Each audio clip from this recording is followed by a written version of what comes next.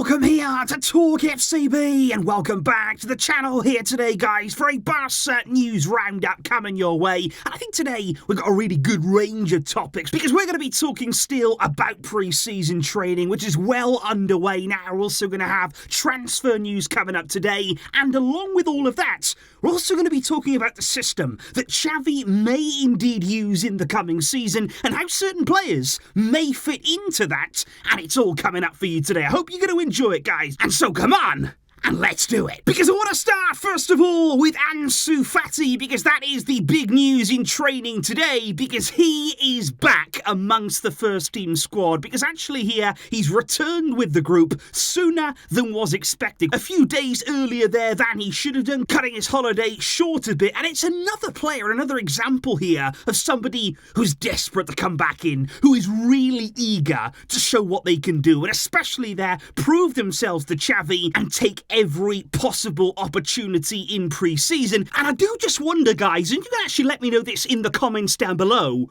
what are your feelings about Ansu right now? Looking at the new season, looking at the way that he's come back in a little bit early here, how are you feeling about the season to come for him? Are you excited? Do you have hope that he can really kick on and really try and recapture the very best version of himself? Because I think here, and I've always felt this way throughout the summer, if he can really dig his heels in, make sure that he stays at the club, he's been so determined to get a chance again here, to show what he can do and succeed at this club.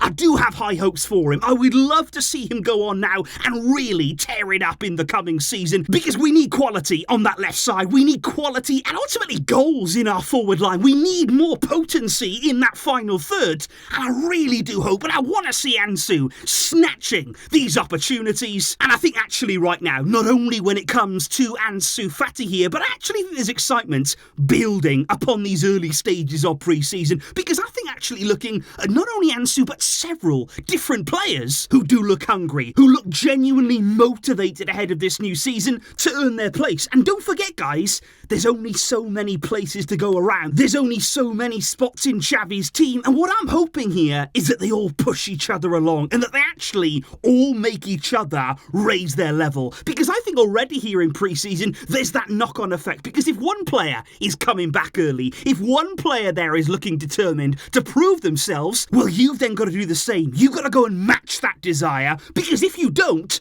you're going to get left behind. And that's exactly the way that it should be. That is the kind of motivation we want right throughout Xavi's squad. However, we do have to talk about a little bit of transfer news in today's video, and if we do start with Franck Kessie, because the latest on him, and I think the interesting thing about Kessie's future is that there is a lot of interest in him. You know, there's some of our players in the Barça team who you're thinking, who is ever going to come in for them? When are we ever going to get offers for them? But Kessie does not fall in that category. There's plenty of clubs out there who would like to take him on, who are looking at him this summer, and one new one that's just appeared is Juventus.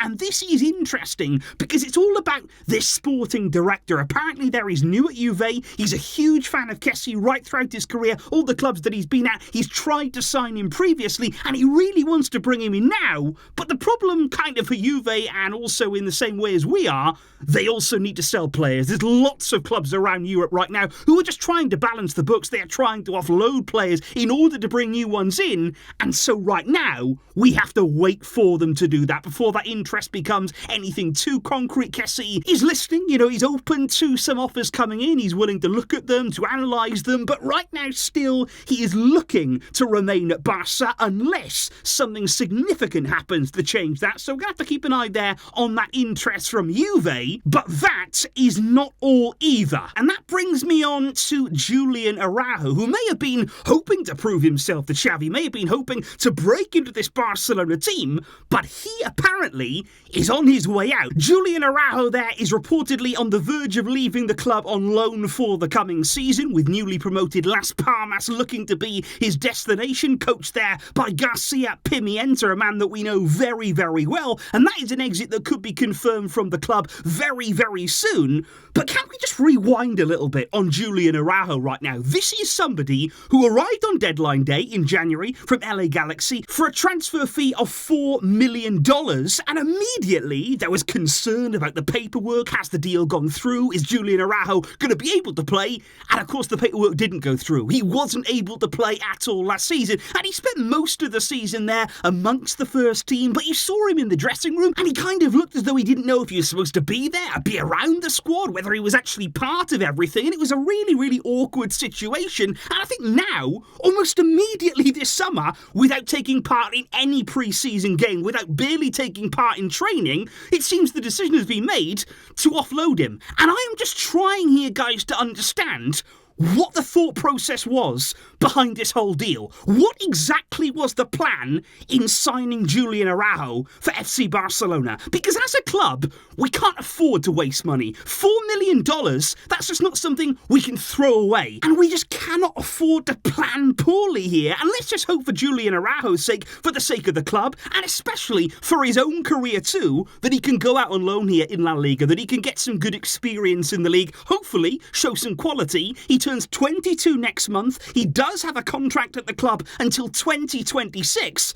So let's wait and see what happens next and whether this deal can be made to make sense. Which indeed, though, speaking about the right-back position, moves us on to talk about Jules Kounde now in a little bit of detail, and also looking at Xavi's potential plans ahead of the new season, because there has been a lot of talk there about Kounde's position, about where he wants to play, where he feels comfortable, questions about whether he's going to play another season as a right-back, effectively there playing out of position. Now, there were rumours at the start of this month here that Xavi had met with Kounde, that the two of them had had a long discussion together about the coming season, about Kounde's future, and that Kounde had accepted the proposed role that was on the table from Xavi. And over the past 24 hours here, we do seem to have gotten a little bit more information on exactly what that role may be and the position that Kounde may take up. Because I think certainly in some matches over the coming season, even if Barca do sign another right back and they want to do that, that's something we're still in the market to do. I still think here Kounde is going to be a solid option at right back. You know what you're getting from him. Xavi really does trust in him in that area, and even more so if we bring in a younger type player like Fresneda, you'd still imagine that Kounde would play a fair amount of games as a right back when needed. However, the main role apparently that Xavi spoke about with Kounde mainly centred though around a back three, which I feel is actually something there when you're looking at three centre-backs along the back line, especially with the players that we have. That is something I feel Xavi has been wanting to really enforce and really base his team around ever since he arrived as a coach. We even saw it during his time at Al Sadd as well, and I think in this system, Kounde's role then would not be as a right back. That's not there going to be as a right-sided defender. You are going to be there, part of three centre-backs. You're going to be on the right side, and you're mainly going to have defensive responsibilities. Yes, you've got to bring the ball out. Yes, you can make that little transition over to the right-hand side, but mainly it's about being part of that compact back three, and you all support each other. But I think what's really interesting, and actually looking ahead now to that new season, thinking about what's to come, I think it's a really exciting prospect here, this back three, thinking about the options that we have now. Because even last season, guys, you look at the back three there, it would have been Kounde, Araujo centrally, and Christensen off to the left-hand side. Now, as a trio, that is a monster back three there. Those three players together,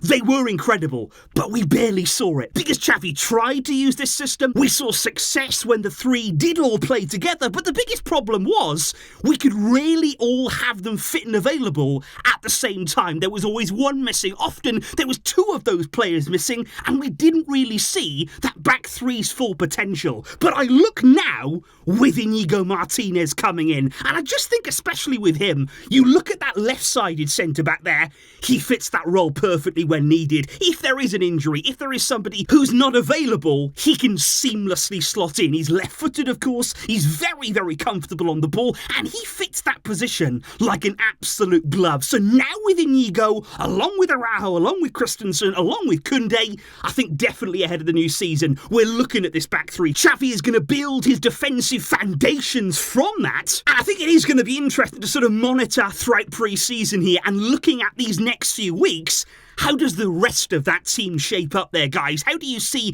the midfield looking? Obviously, as well, you've got Alejandro Balde is going to be pushing that bit further up, doing most of his damage in the opposition half. And just let me know, how would you see the rest of that team filling out? And do you like that back three that Xavi is trying to enforce? So those there, guys, are the latest Barça news topics right now. And I'm really interested to know what your thoughts are on that potential system that Xavi is looking at ahead of the new season. Also very curious to know your thoughts on the transfer news. And how do you see Ansu Fati's season looking? Let me know all of those thoughts in the comments down below. I'm excited to hear from you guys. And I'm excited to bring you more videos coming soon as we build up to the brand new campaign. I wish you all a very, very nice weekend. Have a good time and relax. And I'll catch you shortly. But until next time, as always, Visca, El Barça.